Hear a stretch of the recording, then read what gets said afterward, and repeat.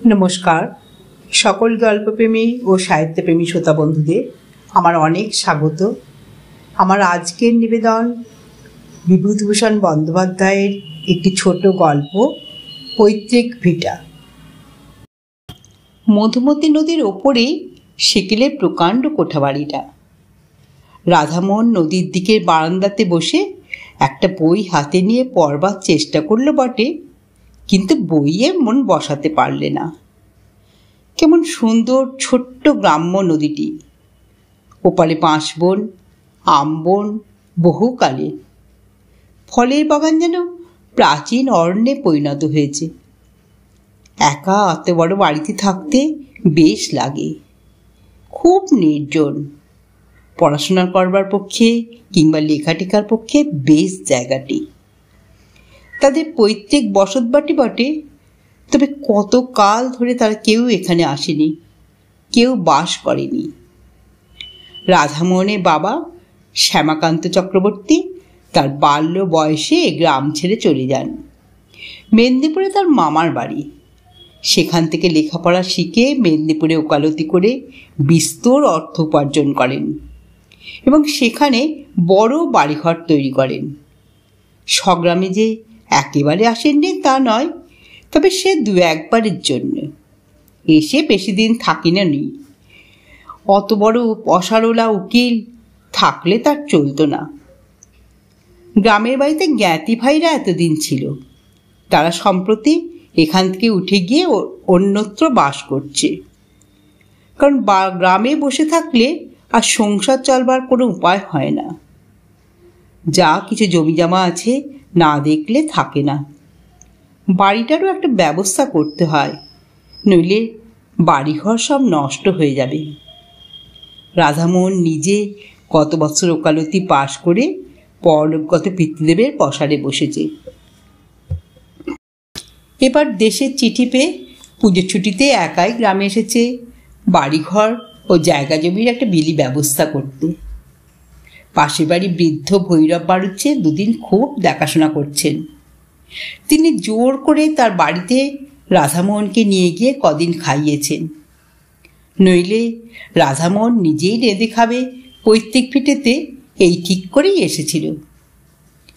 ভৈরব বাড়ুচ্ছে বড় ছেলে কেষ্ট এসে বললে, দাদা চা খাবেন, আসুন।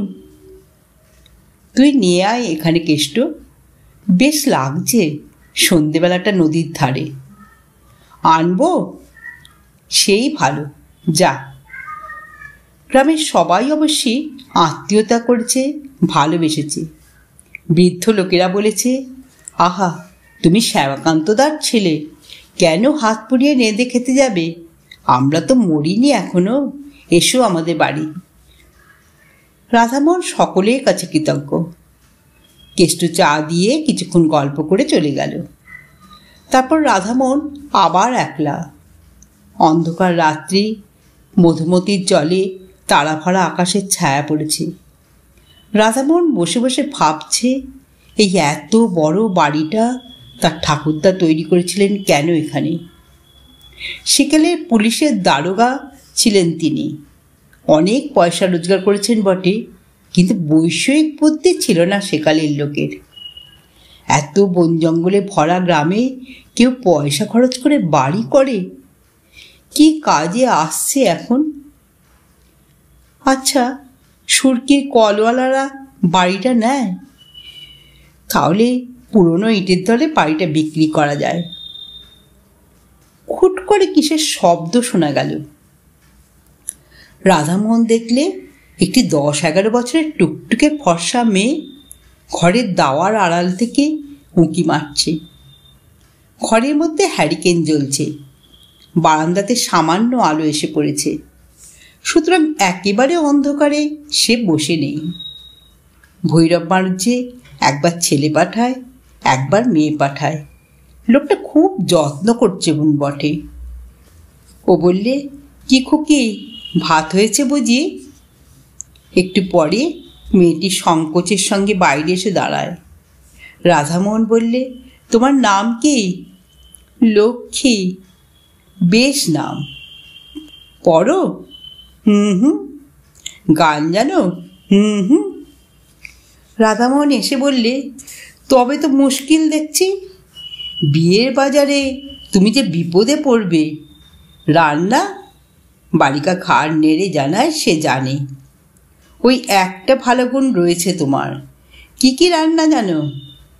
সব। সব? বাহ, বেশ খুকি তুমি। বসো। বালিকা সলজ্জভাবে ঘাড় নেড়ে বললে, না, বসবো না। কেন, কাজ আছে? না। তবে বসো। না, আমি যাই, তুমি খেয়ে এসো। যাচ্ছি। ভাত হয়েছে? তোমার খুব খিদে পেয়েছে না? যাও, খেয়ে এসো। রাধামোহন কি একটা বলতে গিয়ে পেছন ফিরে দেখলে খুকি কখন চলে গিয়েছে। সে একটু পর বাড়ুজ্যে বাড়ি খেতে গেল। ভৈরব বাড়ুজ্যে বললেন, এসো বাবাজি, এসো। রান্নাও হয়ে এলো প্রায়। রাধামোহন বললে, হ্যাঁ, আপনার মেয়ে ডাকতে গিয়েছিল যে। খাওয়া দাওয়া করে রাধামোহন চলে এলো। একা নির্জন বাড়িতে তার বেশ লাগে। তার পূজ্যপাত পিতৃপুরুষেরা যেন অদৃশ্য চরণে এখানে বিচরণ করেন। এই বাড়িতে তার পিতামহ বাল্যকালে খেলে বেরিয়েছেন। তার পিতামহী নববধূরূপে প্রথম এসে দুধে আলতায় পা রেখে দাঁড়িয়েছেন এই বাড়ির প্রাঙ্গণে। আজ তারা বিদেশে গিয়ে বড় বাড়ি ফেঁদে বাস করছে, দেশকে ভুলেছে। গভীর রাত্রে ঘুমের ঘোরে সব পূর্বপুরুষেরা যেন এসে অনুযোগ করেন, কেন আমাদের ছেড়ে চলে গেলে? কি করেছিলাম আমরা? পরদিন সকালে উঠে সে নিজের জমি জমা নিয়ে ব্যস্ত রইল। সারাদিন কাটল সেভাবে। রাত্রে বারান্দাতে বসেছে। আবার সেই খুকিটি এসে দরজার আড়ালে দাঁড়ালো। প্রথমটা রাধামোহন টের পায়নি। বড় লাজুক মেয়ে, নিঃশব্দ চরণে কখন এসে যে দাঁড়ায়। রাধামোহন বললে, ও খুকি, ভাত হয়েছে নাকি? আজ দেরি হবে, মাংস রান্না হচ্ছে তোমার জন্যে। সত্যি? তবে তো আজ ফিস্টের ব্যবস্থা। ও, তুমি বুঝি ফিস্ট বুঝতে পারলে না? ভোজ যাকে বলে, কি বলো? খুকি হেসে চুপ করে রইল। বেশ মেয়েটি, বেশি কথা বলে না, শান্ত সলজ্জ ব্যবহার। রাধামোহন বললে, তোমার মামার বাড়ি কোথায় খুকি? ভুলে গিয়েছি। ভুলে গিয়েছি কিরকম? সেখানে যাও না? খুকি ঘাড় নেড়ে বললে, না। রাধামোহনের হাসি পেলে খুকির কথায়। বেশ নিঃসংকোচ ভাব ওর। খুকি আবার বললে, তুমি একা এসেছ কেন? রাধামোহন হাসতে হাসতে বললে, কেন বলো তো? বৌছিদের নিয়ে এসো, এত বড় বাড়ি পড়ে আছে, আমোদ করুক। তোমার তাই ইচ্ছে খুকি? খুব, আমি তো তাই চাই। কেন? কতকাল এ বাড়ি এমনই পড়ে আছে, কেউ পিদিম দেয় না। এ কথাটা ওর মুখে শুনে রাধামোহন আশ্চর্য লাগলো। এতটুকু মেয়ের মুখে এমন কথা, পাকা গিন্নির মতো। ও কৌতুকের সঙ্গে বললে, তোমার তাতে খারাপ লাগে নাকি খুকি? বাহ, লাগে না। তোমরা সবাই এসো, বাড়িতে শাঁখ বাজুক, সন্ধে পিদিম দেয়া হোক। কথা শেষ করেই সে ব্যস্তভাবে বললে, তোমার খুব খিদে পেয়েছে না? বড্ড রাত হয়ে গেল। না না, এমন আর বেশি রাত কি? তোমার আবার সকালে খাওয়া অভ্যেস। তুমি কি করে জানলে খুকি? অস্ফুট হাসির সুর মাত্র শোনা গেল, কোনো উত্তর এলো না। একটু পরে মাথা দুলিয়ে দুলিয়ে খুকি বললে, ভালো লাগে, বড্ড ভালো লাগে। রাধামোহন ওর দিকে চেয়ে বললে, কি ভালো লাগে খুকি? এই তুমি আজ এসেছ, কেউ তো কখনো আসে না এ বাড়িতে। তুমি যাও, মাংস রান্না হয়ে গিয়েছে। হয়ে গিয়েছে? তুমি কি করে জানলে? খুকি হেসে বললে, আমি জানি যে যাও তুমি। দাঁড়াও, আমি মুখটা ধুয়ে আসি, একসঙ্গে যাব। মুখ ধুয়ে এসে কিন্তু রাধামোহন খুকিকে আর দেখতে পেলে না। চঞ্চল মন ছেলে মানুষের আগেই চলে গিয়েছে। বেশ খুকিটি কেমন পাকা পাকা কথা বললে, হাসতে হাসতে প্রাণ যায়। ভৈরব বাড়ুজ্যে ওকে দেখে বললে, এসো এসো বাবাজি, এই তোমায় ডাকতে পাঠাচ্ছিলাম। আজ একটু বেশি রাত হয়ে গেল, একটু মাংস নেওয়া হলো আজ। বলি, রোজ রোজ ডাল ভাত ওরা খেতে পারে না। আমার বাড়ি আজ দুদিন খাচ্ছে, সে আমার ভাগ্যি, নইলে ওদের অভাব কি। তাই আজ। রাধামোহন সলজ্জভাবে বললে, না না, সে কি কথা, যা জুটবে তাই খাবো। পর ভাবেন নাকি কাকা, আমি তো বাড়ির ছেলে। পরদিনও আবার খুকি সন্ধ্যার সময় এসে হাজির। রাধামোহন বললে, এসো খুকি, তোমার কথাই ভাবছিলাম। খুকি হেসে বললে, আমার কথা? সত্যি তোমার কথা। খুকি ছেলে মানুষভাবে ঘাড় দুলিয়ে হেসে বললে, কেন আমি জানি। তুমি জানো? জানি, কিন্তু বলবো না।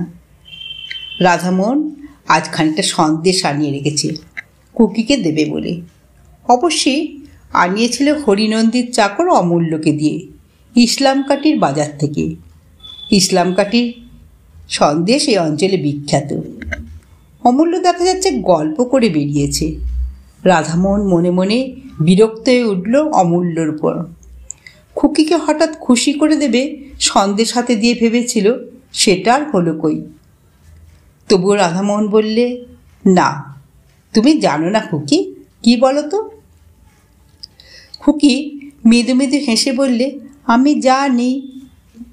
ওর হাসির মধ্যে এমন একটা বিজ্ঞতা আছে যে রাধামোহন আর কোনো প্রশ্ন করলে না এই নিয়ে। ও জানে। ওর মৃদু হাসির মধ্যে দিয়েই সে কথা বোঝা গেল।